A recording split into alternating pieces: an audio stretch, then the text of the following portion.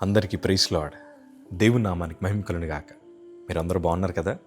మీరు పెడుతున్న ప్రతి ప్రార్థన రిక్వెస్ట్కి అనేది మేము ప్రార్థన చేస్తున్నాం.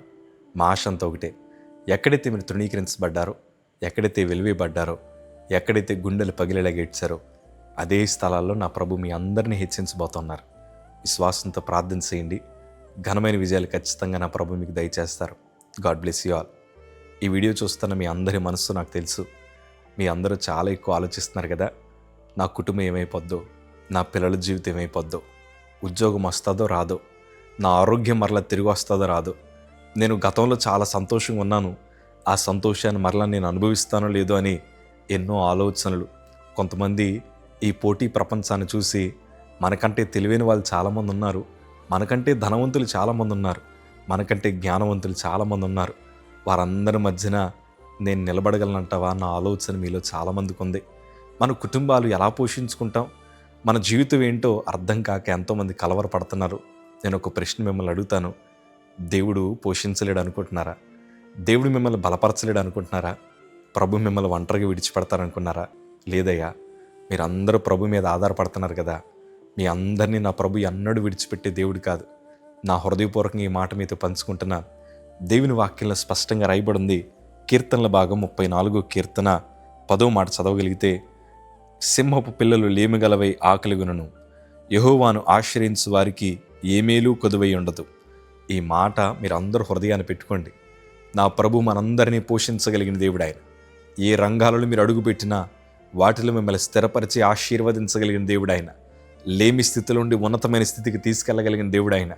మరి ఇప్పుడు ప్రస్తుతానికి మనం ఎన్నో శ్రమలు అనుభవిస్తున్నాం. దానికోసమే కదా మనం పదే పదే ఆలోచిస్తున్నాం.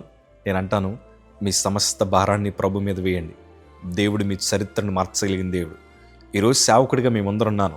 గతంలో పూర్వ దినాల్లో మా జీవితాలు ఎలా ఉండే అంటే, మాది ఒక చిన్న తాటాకు మందిరం. మాది ఆ మందిరం వెనకాలే చిన్న సందు లాంటి ఇల్లు మాది. వర్షం వచ్చినా తుఫాన్ వచ్చినా మా ఇంటి పైన ఉండే తాటాకులు ఒక్కొక్కసారి ఎగిరిపోతూ ఉండేవి. నీళ్ళన్నీ మా ఇంట్లోకి వస్తూ ఉండేవి. సముద్రపు చివార్లు మేము ఉంటా ఉండేవాళ్ళం. రకరకాల జంతువులు మా మందిరంలోకి మా ఇంట్లోకి వస్తూ ఉండేవి. ఇసుక నేలలో బ్రతికిన వారమయ్యా మేము. ఇన్ని పరిస్థితులు అనుభవిస్తున్నప్పుడు అసలు నిజంగా ఆయన దేవుడైతే మాకిన్ని కష్టాలు ఎందుకు? ఆయన నిజంగా మా కోసం ఉండుంటే మాకిన్ని బాధలు ఎందుకు? ఎన్నో కొరతల మధ్యన మేము ప్రయాణం చేశాం. అవమానాలు, నిందలు మా మీద పడతా ఉంటే నిజంగా ఆయన దేవుడేనా అన్న ప్రశ్న మాకు వచ్చింది. నిజంగా ఆయన ఎందుకు నమ్మిక ఉంచితే మన స్థితి మారుస్తాడా అని ఎన్నో ప్రశ్నలు నా జీవితంలో వచ్చాయి. కానీ ఈరోజు గర్వంగా గుండెలు చరుచుకొని చెప్పగలను, మేము నిందలు అనుభవించాం, కొరతలు అనుభవించాం, శ్రమల మధ్యన ప్రయాణం చేశాం. కానీ ఈరోజు వాటన్నిటినీ మా ఆశీర్వాదాలకు ప్రభు పునాదులుగా మార్చేశాడు. అదే ధైర్యంతో చెప్తున్నాను, దేవుని యందు నమ్మిక ఉంచండి. మిమ్మల్ని పోషించే బాధ్యత ఆయనది, మిమ్మల్ని సంరక్షించే బాధ్యత ఆయనది. ఆయన మీకోసం ఉద్దేశించిన సంగతులు చాలా ప్రత్యేకమైనవి గనక మీరు ఎక్కువ ఆలోచించక్కర్లేదు.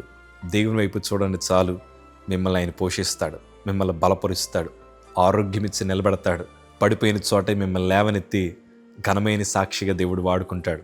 కంగారు పడద్దు, ఎక్కువ ఆలోచించి మీ ఆరోగ్యాలు పాడు చేసుకోవద్దు. దేవుడు ఉన్నాడు. God bless you.